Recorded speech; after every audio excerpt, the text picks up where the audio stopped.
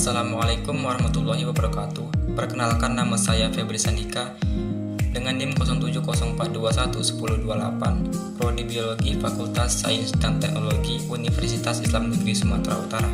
Membuat video ini untuk pemenuhan tugas ujian akhir semester dengan dosen pengampu Ibu Rizky Amelia Nasution MSI, mata kuliah mikrobiologi.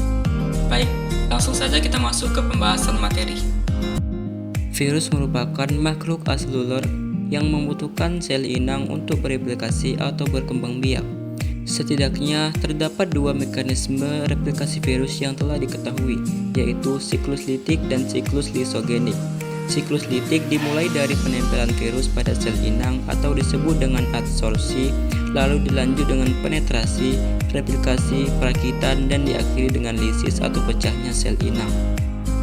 Sedangkan siklus lisogenik ditandai dengan terjadinya integrasi antara genom virus dengan genom sel inang tanpa disertai dengan lisisnya sel inang.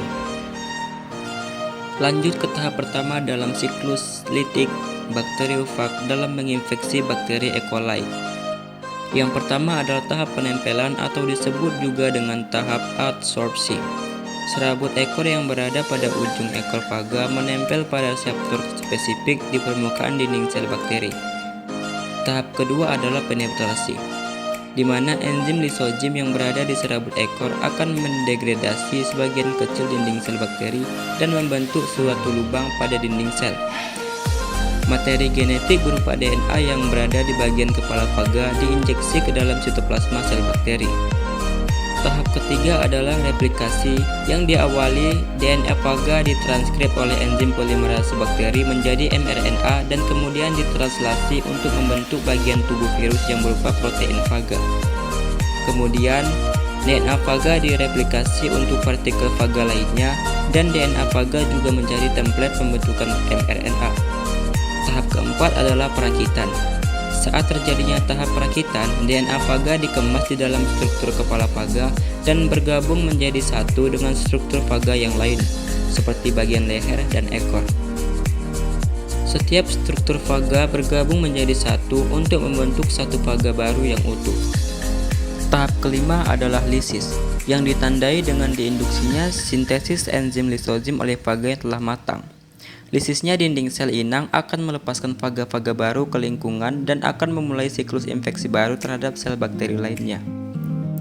Sedangkan pada siklus lisogenik, DNA faga yang telah diinjeksikan ke dalam sitoplasma bakteri tidak ditranskripsi atau ditranslasi.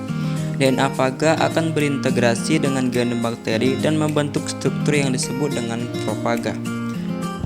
Profaga akan tereplikasi bersamaan dengan terjadinya pembelahan sel bakteri, sehingga masing-masing bakteri akan membawa profaga di dalam sitoplasmanya.